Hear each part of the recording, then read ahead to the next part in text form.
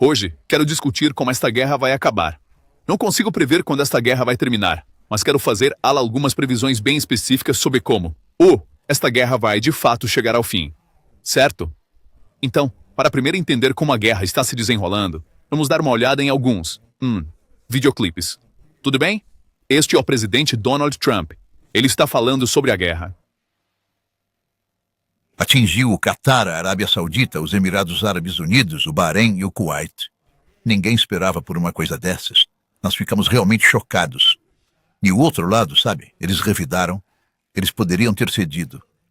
Mas pense nisso. Se não estivéssemos por perto, eles tinham um poder tremendo. Eles tinham milhares de mísseis, a maioria dos quais eliminamos. Eles tinham milhares de drones. Eles fabricavam drones e mísseis por toda parte. Destruímos a maioria dessas fábricas. Mas eles... Certo, então o que ele está dizendo aqui é: nós entramos com a expectativa de encontrá-los, de atacá-los, de eliminar a liderança, e que depois eles se renderiam. Não esperávamos que eles revidassem. Não esperávamos que fechassem o Estreito de Hormuz. Não esperávamos que atacassem o Catar, o Bahrein, o Kuwait, certo? Então, o que ele está dizendo é: nós, na verdade, não tínhamos um plano de ação ao entrar, e realmente não pensamos que nossos inimigos iriam revidar, certo? Então, este é Donald Trump. Agora vamos ver. A preferência do presidente é sempre a paz. Não precisa haver mais morte e destruição.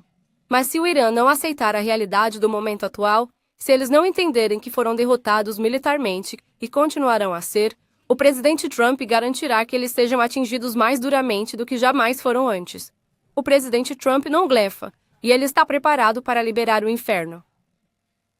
Ok, então o que é que ela? O que ela está a dizer é: esta é a Karoline Leavitt, que é a secretária de imprensa da Casa Branca, e o que ela está a dizer é: olha, nós derrotamos estes tipos, mas por alguma razão, os iranianos não sabem. É isso. Esse é o problema. O problema não somos nós. Nós viemos com a estratégia correta. Fizemos tudo como devia ser. Mas por alguma razão que seja, os iranianos, sendo tão estúpidos, não se dão conta de que foram derrotados, certo? Nunca na história um exército moderno, o Irã tinha um exército moderno, uma marinha moderna, uma força aérea moderna, defesas aéreas modernas, liderança, um bunker enorme.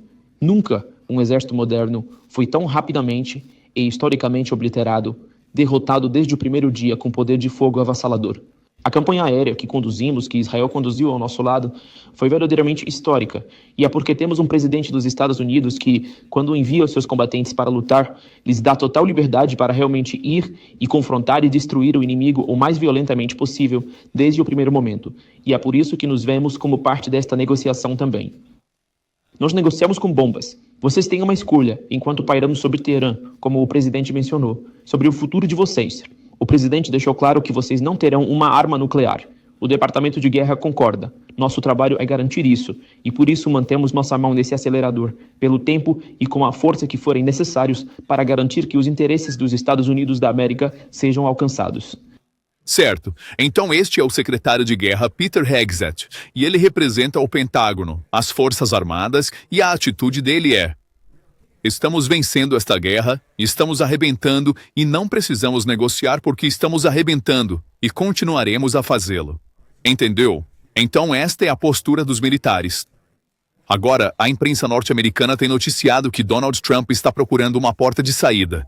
Ele está buscando por negociações e o que Peter Hegseth diz é: não, vamos negociar com bombas, meu amigo. Entendeu? No âmbito de um plano que envolvia toda a administração e o tesouro, nós retiramos as sanções ao petróleo russo. Sabíamos que havia cerca de 130 milhões de barris em trânsito e, criamos uma oferta que está além do Estreito de Hormuz. Então, nós antecipamos isso. Nós sabíamos que, poderia haver um ponto de estrangulamento temporário, e quero enfatizar temporário, lá, e havia 130 milhões de barris de armazenamento flutuante.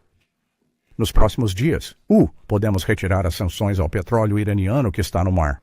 São cerca de 140 milhões de barris. Então, dependendo de como se conta, isso representa 10 dias a 2 semanas de fornecimento, que os iranianos estavam a escoar e que teriam ido todos para a China. Em sua essência, nós estaremos utilizando os barris de petróleo iranianos contra os próprios iranianos para manter o preço baixo, você sabe, durante os próximos 10 ou 14 dias. Certo, então este é o secretário do Tesouro, Scott Bessent, certo? E ele está respondendo a um problema, que é... os americanos não esperavam que os iranianos fechassem o Estreito de Hormuz, e isso está afetando o fornecimento de petróleo. E assim a economia global poderia ser gravemente afetada, ou até mesmo destruída se isso durar muito tempo. Então Scott Bessent diz, nós já sabíamos que isso iria acontecer, e nós temos um plano verdadeiramente brilhante para aniquilar os iranianos de uma vez por todas. O nosso plano é o seguinte: vamos permitir que os iranianos vendam o seu petróleo e ganhem muito, muito dinheiro. E então, eles serão completamente destruídos. Sim. Então, os americanos basicamente retiraram as sanções ao petróleo iraniano. E por causa disso, os iranianos conseguiram fazer 14 bilhões de dólares assim. O orçamento militar total do Irã para um ano é de 10 bilhões de dólares, certo? Então, isso é o gênio americano em ação, em pleno funcionamento. Eles sabiam o que ia acontecer. Eles sabiam que os iranianos queriam destruir a economia global. Então os americanos pensam, vamos apenas torná-los ricos, para que não possam destruir a economia global. Nós os pegamos agora. E, no entanto, o Irã continua sendo uma ameaça ao comércio, uma ameaça ao Estreito de Hormuz. Então eu argumentaria que poderíamos ter anos e anos de, petróleo acima de $100, mais perto de $150 o barril. O que acontece com a economia global se isso ocorrer? Como vemos? Haverá uma recessão global. Se houver uma cessação da guerra e ainda assim o Irã... Bem, este é o Larry Fink, e ele é o presidente da empresa BlackRock, que é a maior gestora de ativos do mundo. Eles controlam trilhões e trilhões de dólares. E o que ele está dizendo, ele está sendo entrevistado pela BBC. O que ele está dizendo é, não podemos interromper esta guerra neste momento, porque se nós pararmos esse conflito agora, isso significará que o custo do petróleo será excessivamente elevado por muitos e muitos anos. Os iranianos passarão a controlar o Estreito de Hormuz, e, consequentemente, devemos levar esta guerra até o seu desfecho final.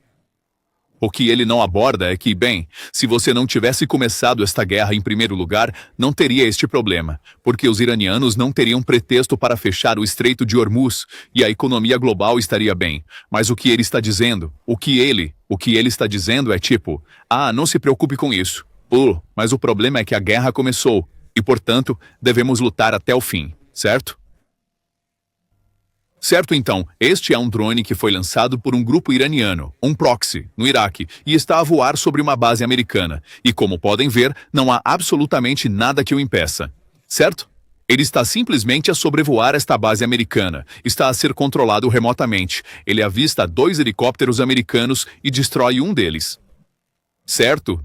Isso significa que vocês têm todas essas bases americanas espalhadas por todo o Oriente Médio, e elas são extremamente vulneráveis. Elas não podem ser protegidas contra drones de baixo custo. Então, de uma perspectiva americana, esta guerra ou levará os Estados Unidos à falência, ou esta guerra será inevitavelmente perdida.